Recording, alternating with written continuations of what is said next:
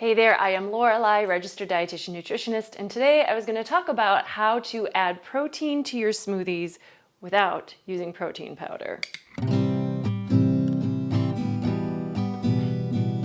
It's smoothie time. I'm in my kitchen today and I wanted to talk about ways to add protein to smoothies that don't involve protein powder.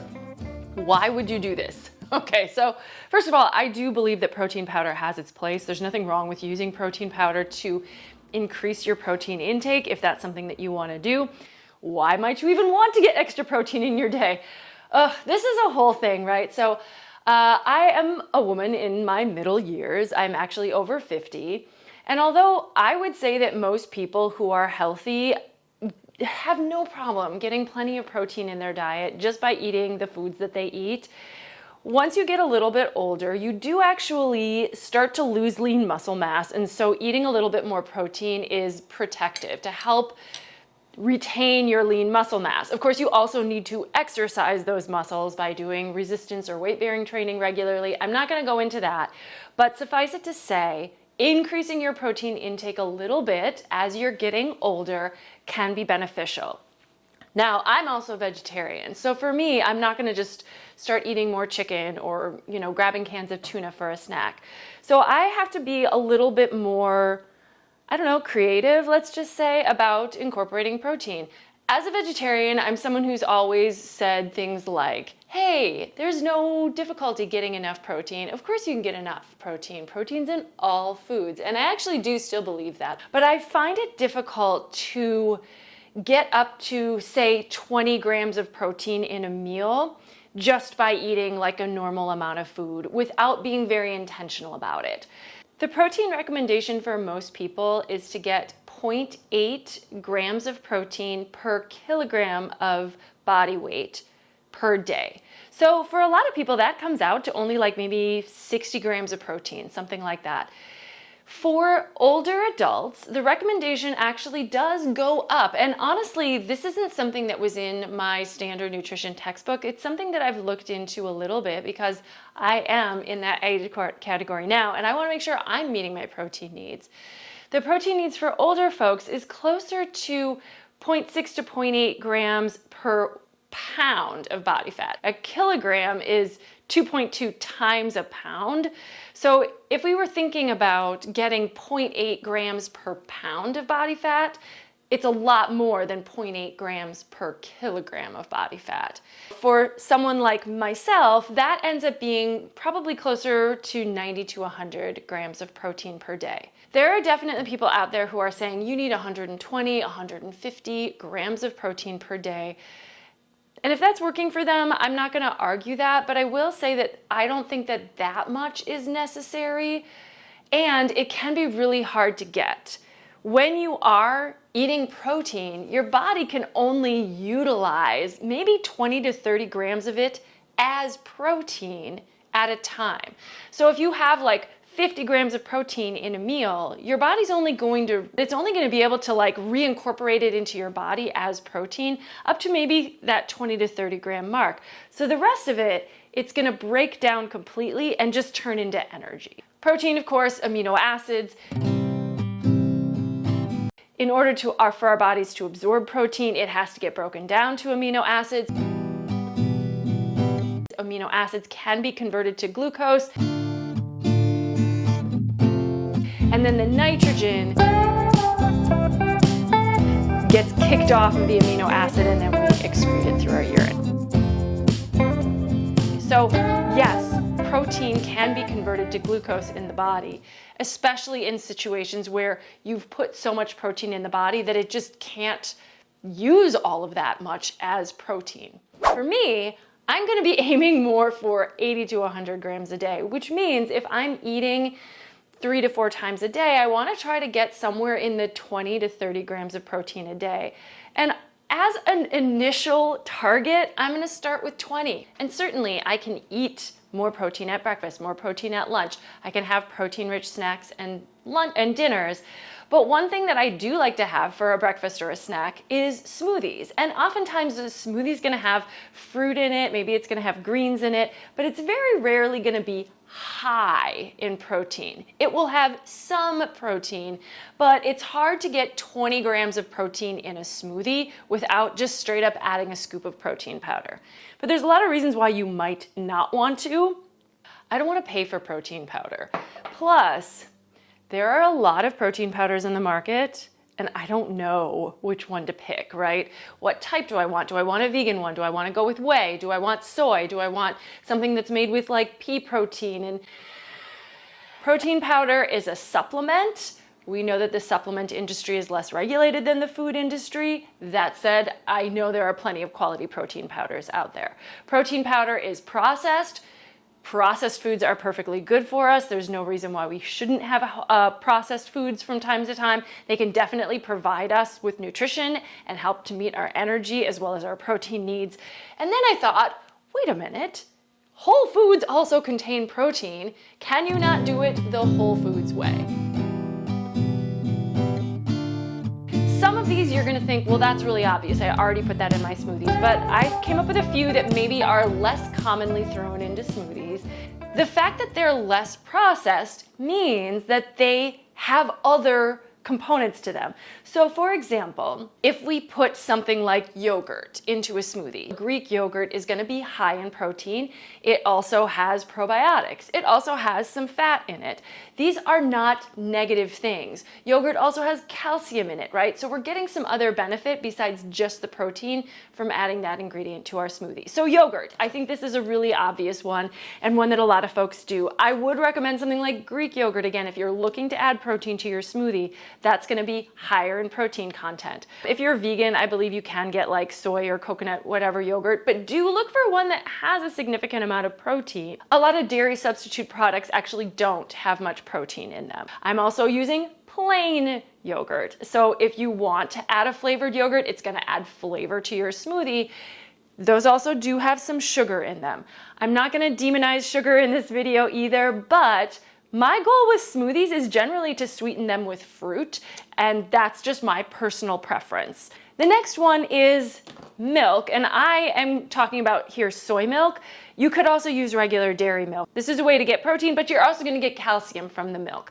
Now, this is plant-based, right? So soy, but soy also high in protein. So for example, this has like 9 grams of protein in a cup. So if we add a cup of soy milk to our smoothie, we're going to be adding a significant amount of protein to it. Yes, you can make a smoothie with just water and you don't need to add a liquid, but if you want to add protein, then using a liquid that does have protein, such as soy milk or dairy milk, could be a really great way to do that. Something like oat milk, almond milk, you can certainly add those to smoothies. They're not going to be adding much protein. Soy milk also usually is fortified with calcium. This might not even be calcium fortified.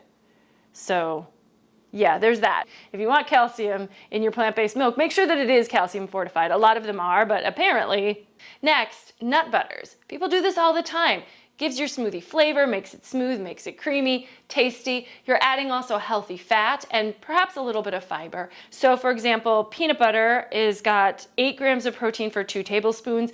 If you don't want that much, you're gonna still get 4 grams of protein if you only add 1 tablespoon. But nut butters are a great source of protein and definitely can up the amount of protein that is currently in your smoothie. Now, a few ingredients that you may or may not have considered to add to your smoothies.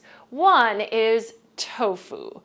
Tofu is easy to blend. Now, I would say silken tofu works better than just like a firm tofu for blending, but I honestly use firm tofu sometimes and it doesn't really bother me. If you blend a soy product into your smoothie, you might be able to taste it, or at the very least, you're gonna taste a lack of flavor, meaning that it can kind of dilute the overall flavor of your smoothie. But I think it blends up really well and doesn't negatively impact the texture. And I think it is just something that maybe we don't think we could just throw into a smoothie, but why not? Tofu is really versatile. The next thing, and this is what I actually used in my smoothie today,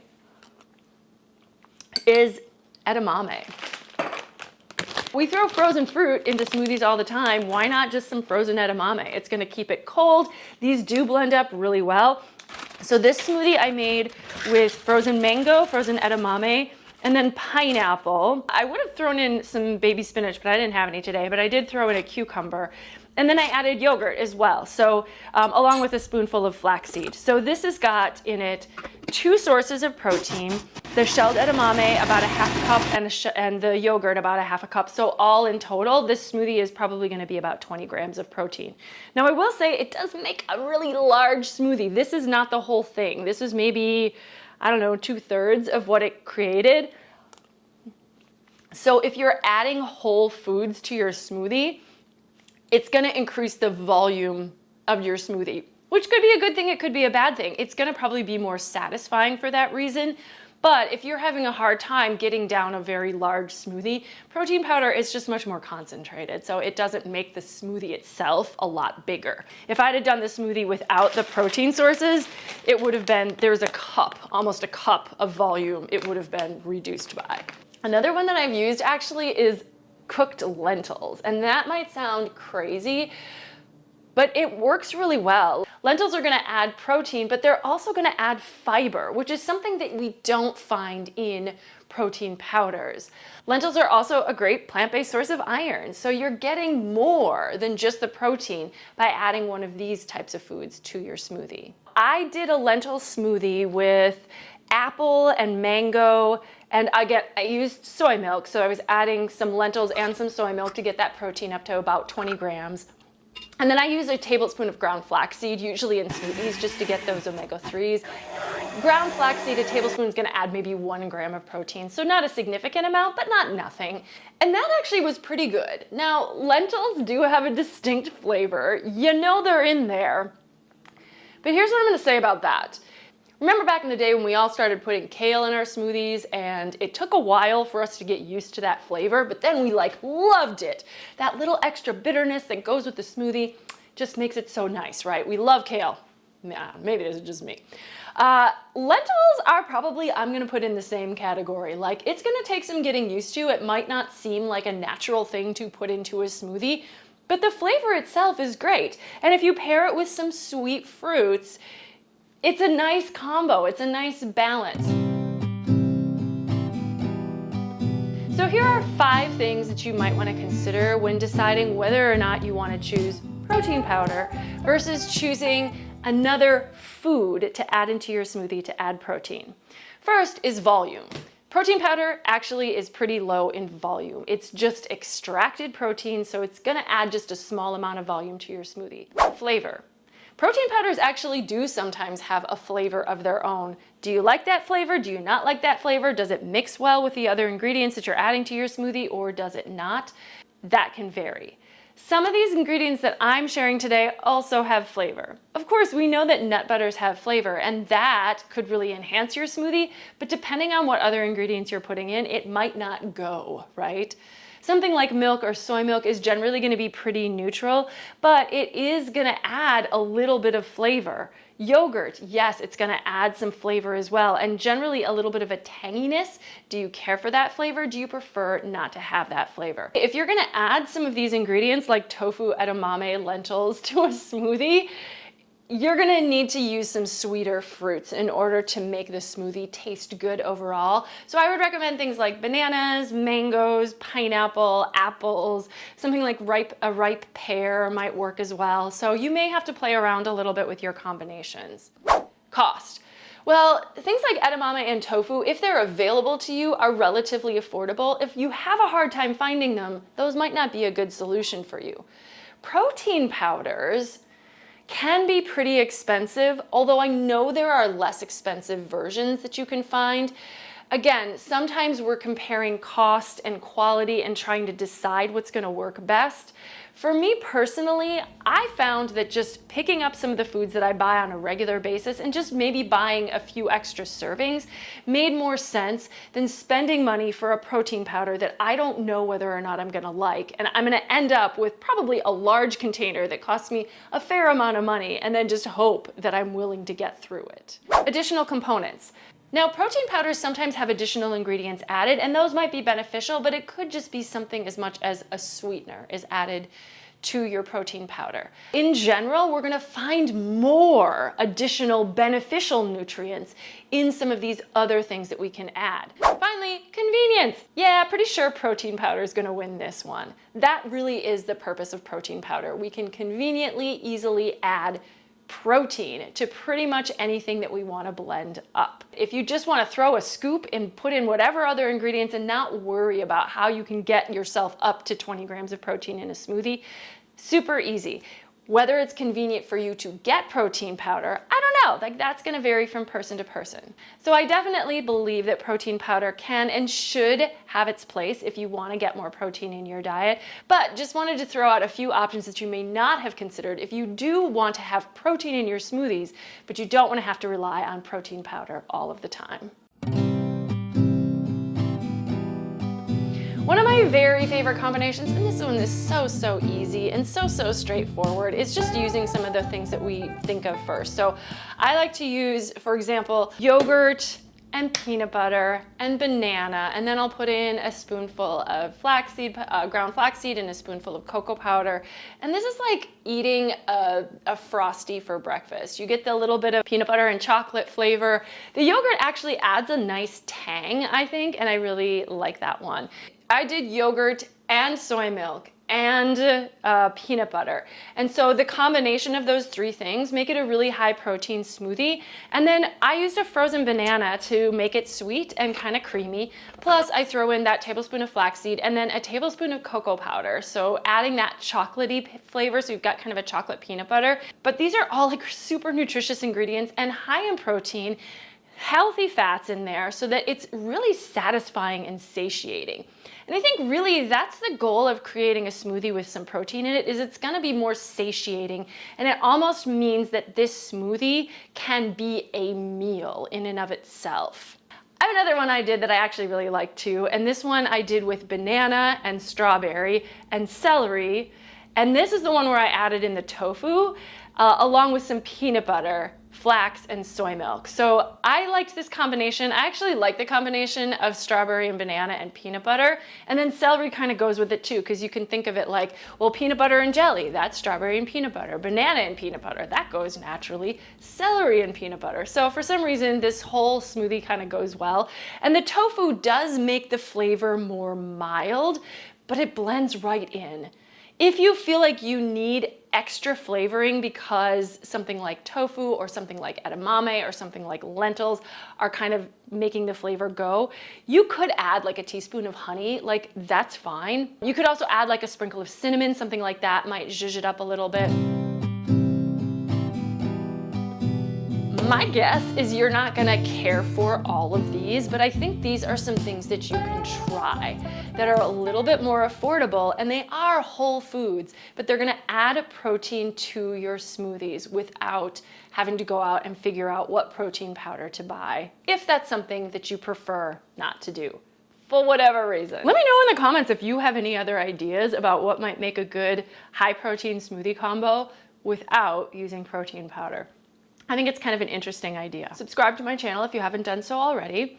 Give the video a thumbs up if you liked it, and share it with other people if you think there's anything interesting. I also have a bi-weekly email newsletter I send out. Check the description of this video if you'd like to sign up for that.